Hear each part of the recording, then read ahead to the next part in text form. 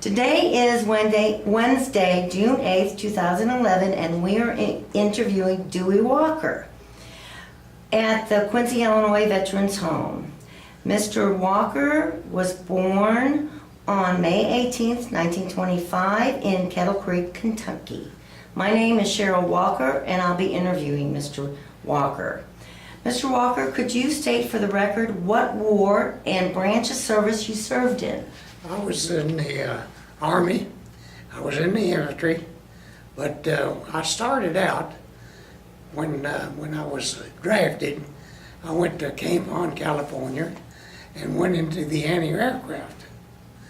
Well, the German gas supply was knocked out, so they got rid of the anti-aircraft. Didn't need it anymore. Then, so they asked for volunteers for the infantry. I volunteered for the infantry. So when the year of, I took basic training again in Camp Adair, Oregon, and Fort Leonard Wood, Missouri. And I went to the 70th Infantry Division, a new outfit that was starting up. And then when the Germans started making their push in 1944, I think it was in November, they were going to be in Paris for Christmas, they said. Well, so it happened, our outfit landed about that time on the coast of France, or Marseille, I think it was. And we spent the night there. Then we started our walk towards the front lines. And unbeknownst to us, when we got tired that night, so we stopped to rest. And when we did, the Germans were moving fast to get to Paris. They hit us in our new outfit, green troops, and they slaughtered a bunch of our men, wounded a lot of them.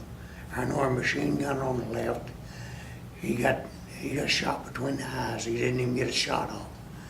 And then I was a messenger at the time for the lieutenant.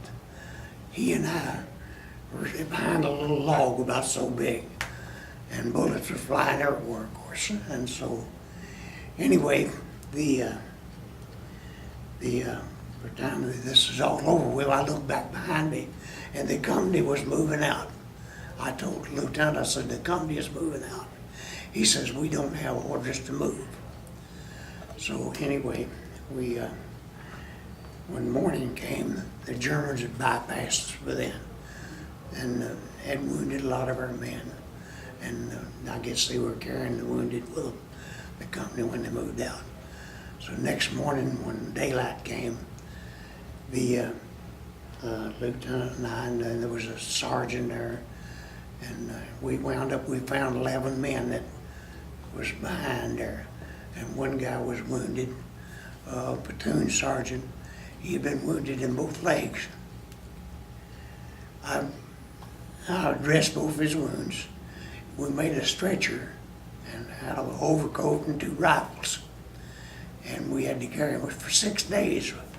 We was behind the enemy lines, trying to locate our outfit.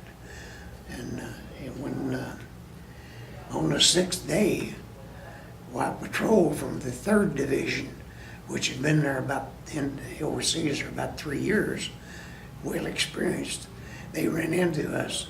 They took us back to their outfit, and we spent the night with them.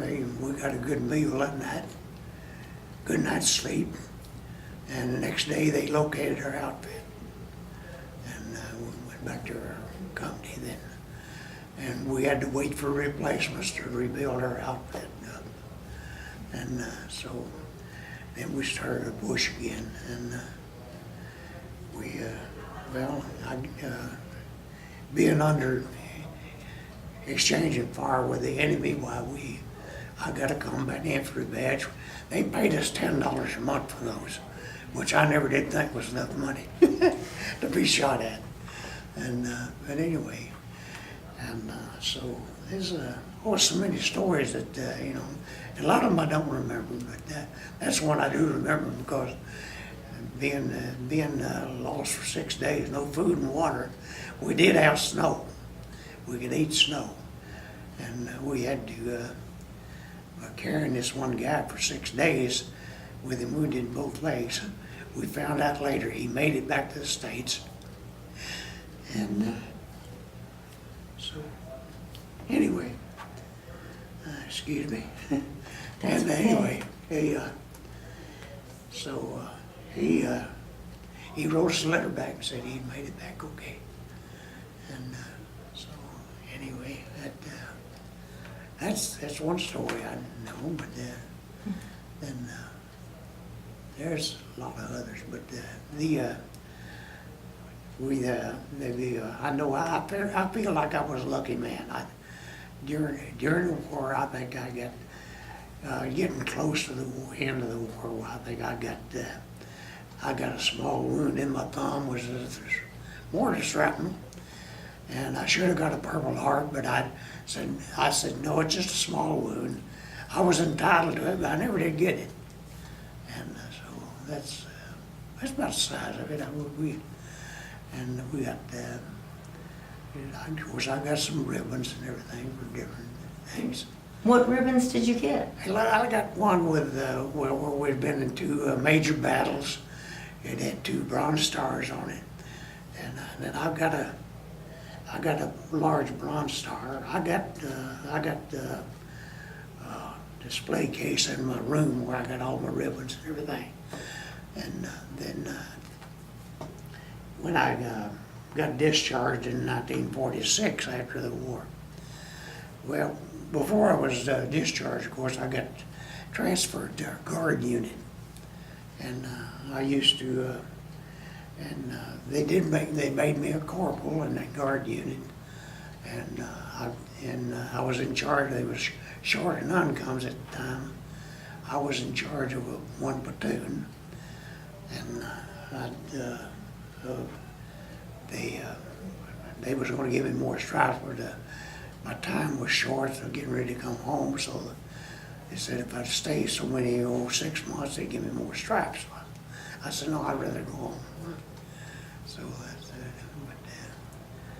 but I remember guarding one of the big prison camps, 5,000 prisoners, and we'd have four towers with guards and with machine guns. And myself and another guy would be down below by the gate. And I remember a couple of guys escaped on my shift one night. And me and this other guy, we used to walk around, we'd take turns walking around the compound.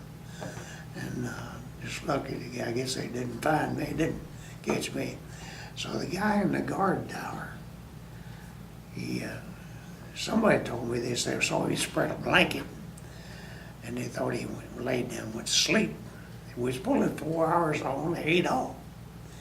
And anyway, so I to protect the guard, to make sure that nothing happened to him, they was going to court-martial him, and I said, well, if you check, I said, if you look under those towers, that's where the 2 guys escaped. If you look under those towers, there's shadows under there. And once you get under there, they can't nobody see you. And they said, well, we'll check that out tonight.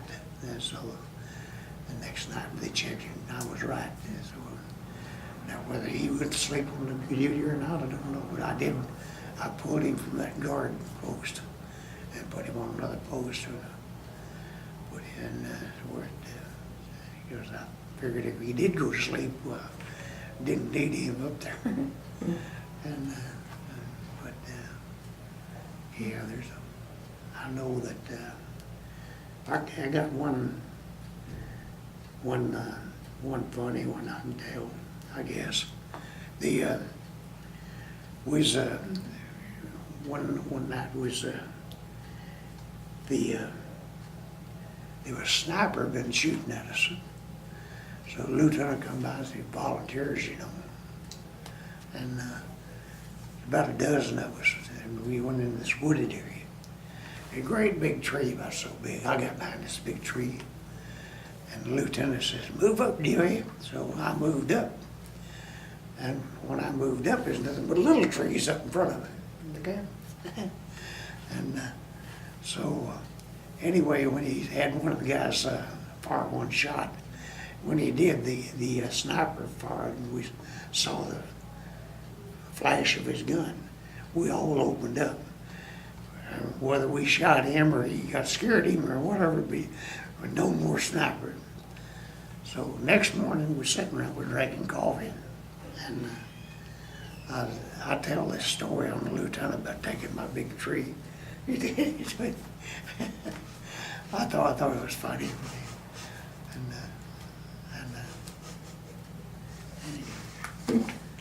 I don't know what else to do. So you were a corporal when you got out? Yes, and then while I was out, I enlisted in the reserve. And 5 years later, I went to Corporal. And that's when I remember I stayed over there about 11 months on the lines there. And then I know that that's when we were, I think, 14 miles across the 38th Power Road. And we got orders to move back to the south.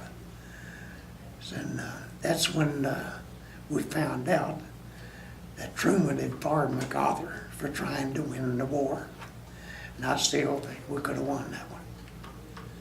And whether we could or not, I don't know. But we had them on the run anyway. So, well, I guess it was afraid we'd get too close to the Chinese.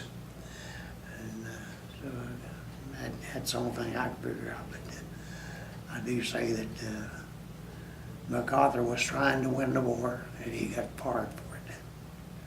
That's what my thoughts. But they called it insubordination.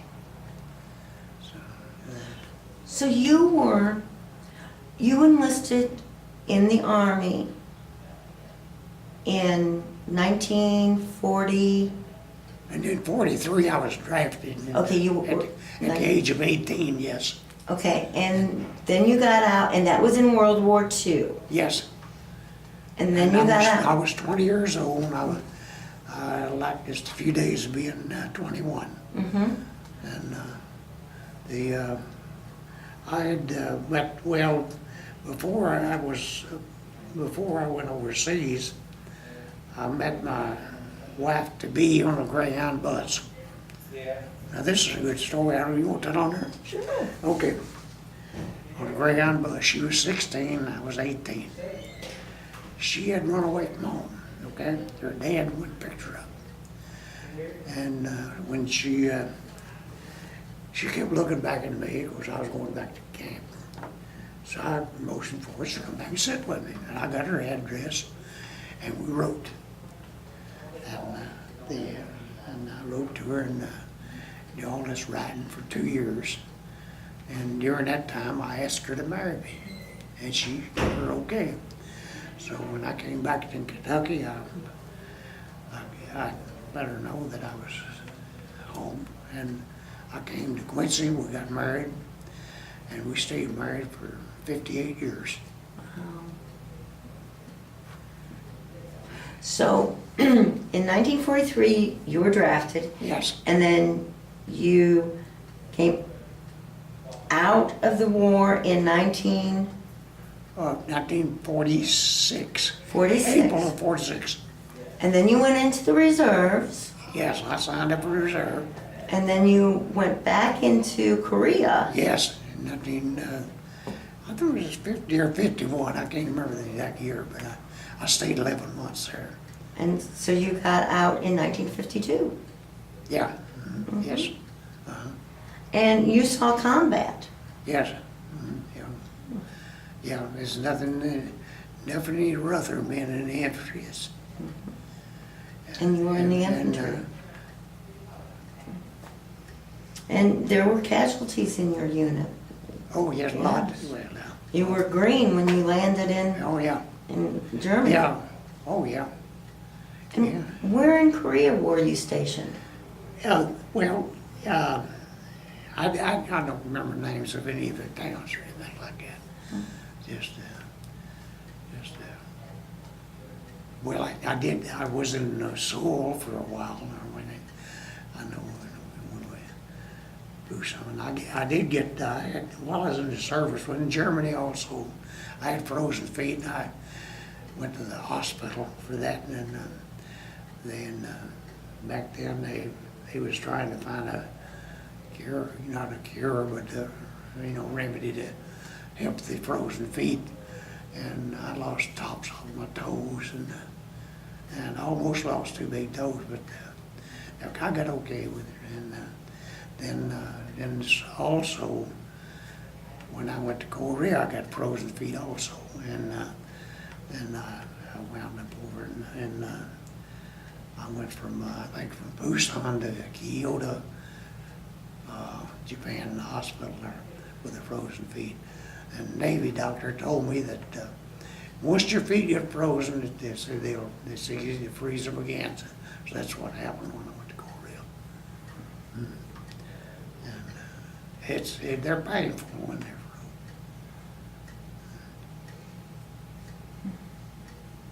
frozen. And you said that you were awarded some medals. What's that? You said that you were awarded some medals. Well, just regular medals. I'm nothing for being a hero or anything like that. Just like the 2 major battles. Got a ribbon with a couple of bronze stars on it. Then I do have a large bronze star with a cloak leaf cluster on it. But just that was awarded to nearly most of the guys. And I was offered a medal one time, I think, with the first sergeant, and I turned it down. I think artillery was coming in one time, and everybody was, running in different directions. When it was all said and done, one guy had his leg almost blown off, and 2 medics and the first sergeant and I was there. What I did what I was supposed to do. I hit the ground, and some guys running different directions. The first sergeant said, "Well, you stayed with us, Dewie." He said, "I'll write you up for a medal." I said, "No, it's not necessary." I said, "The only reason I didn't run, I didn't know which way to go."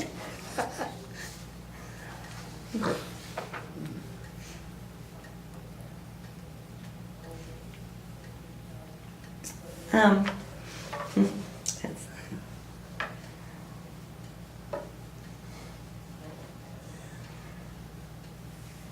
how was it difficult between the 2 wars, between World War II and World War III, Korea War?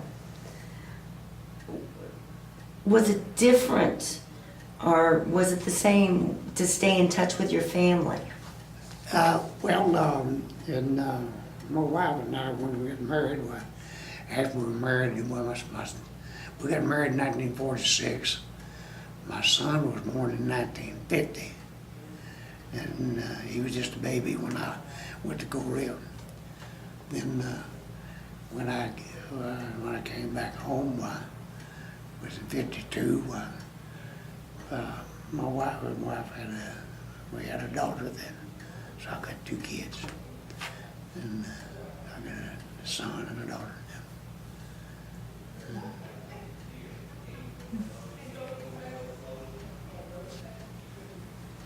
Did you carry something for good luck? Did you have something that you carried with you for good luck? Well, I did that one night when one thing I did. Somebody told me that they never said so many prayers in all their life. I said, I only said one. Mine was continuous.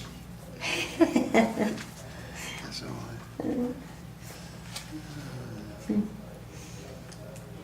Did you have any entertainers come to your unit? I played poker myself, and now when I went to Korea, I had used to run a poker game, okay, and I was considered a professional poker player around home, and I had won a lot of money. And so when I got on Corporal, the outfit was in, I went to the 1st Cavalry, and they was in the reserve when I got there. And I think we played poker for about 2 days. I won $1,500. And I always won money. I know that, I remember one time being on guard duty, and they was having in the mess tent in the kitchen.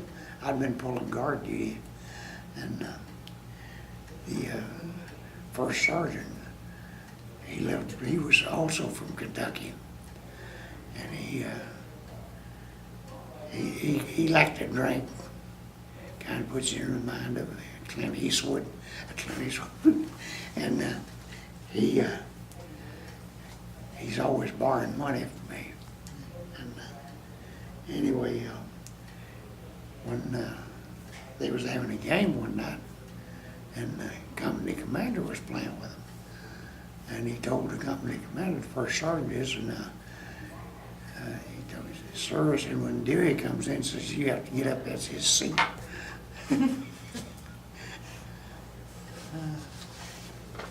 So you had a name for yourself over there. Well, I made friends, yeah. I figure, well, usually, everybody's friends, and everybody's got a gun. So you look at it like that. And, yeah. Usually in the infantry, most of the people are real friendly to each other because they depend on each other. Did you stay in touch with any of those people? What's that? Did you stay in touch with any of them? Well, when I first got out, I did. I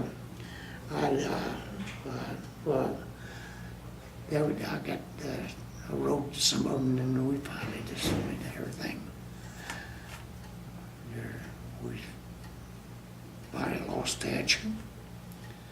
But I knew there's two during the. I was over in Germany, I think, during the when I was in that guard unit. There was 2 brothers in there, the Mum brothers, and they twins, Howard and Harry. I remember their first names, and they were both platoon sergeants, and I think their dad owned a big jewelry store in St. Louis. I went to St. Louis one time, I had one of his address, I went to see him, and I couldn't look at it, and it was early in the morning, so anyway, I couldn't get him awake, so I heard he wasn't home, I don't know. But I did write to them once. I know one of them, when he got home, he and his wife had a set of twins. And so my wife made made an outfit for the twins. We sent it to them.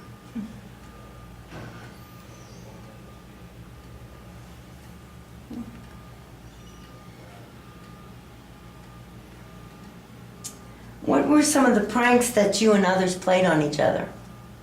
Well, yeah, it's kind of, we didn't pull too many pranks on the front line, but I always tried to enjoy myself when I could, but sometimes it's hard to do. What was the food like over? Well, when I first went during the Second World War, it wasn't that great. We had the old K ration, C ration, had those old hard crackers. Now during the Korean War, which we always tried to get one hot meal a day if we could. We'd have to go back maybe a half a mile or so or a few men at a time, maybe a squad or 2 or something like that. You go back and forth and get your food, and the kitchen was set up back behind the lines. But But usually we had to carry our own ration. We carry a day's rations with us. And like I always say, it's nothing for us in Hampshire for a guy to walk 75, 100 miles a week. And when we stop at night, then we'd have to make sure we dug a foxhole and set up good guard, good defense. And if you don't dig those, when you dig those foxholes, when they throw artillery in, the only way that artillery would get you if it come in the hole on you. So that's because when it hits the ground, it went like that. I think later on during the Korean War now, they had that artillery that would, when they get within 10 feet of the ground, like you call it an airburst, and it would go down like this. And there was a difference in it.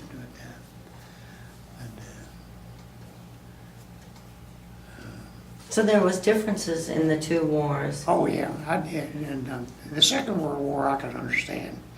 Korean I didn't. I don't understand none of these other wars now. I don't. They're useless. And they don't make sense. A lot of those people are going to fight all of them, going to continue fighting, no matter what, you know. And Americans are not going to, they ain't solve everybody's problem. All they do is just, and I don't know whether you're ever going to realize it or not, but that's one reason we're in debt so bad now, trying to take care of other countries. And some of them you should leave alone.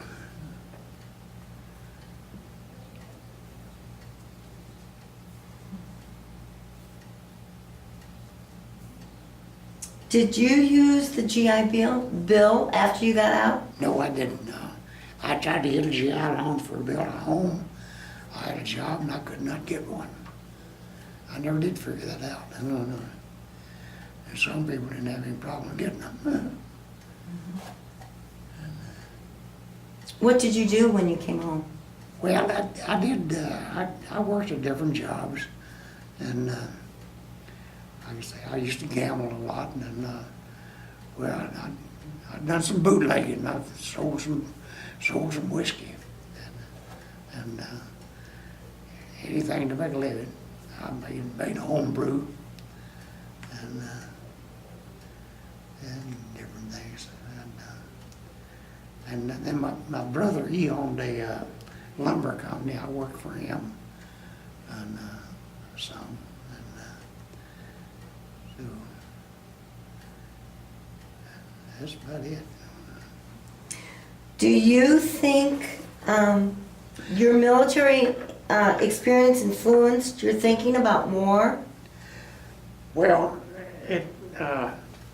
I never did like it. Let's put it that way. And it's a scary situation. I always figured if anybody tells you they wasn't scared, he's a liar. I don't care who they are. And I know they kept me scared all the time. And after it's over with, I figured I was a lucky man. That I did get out of it alive. And he missed me a lot.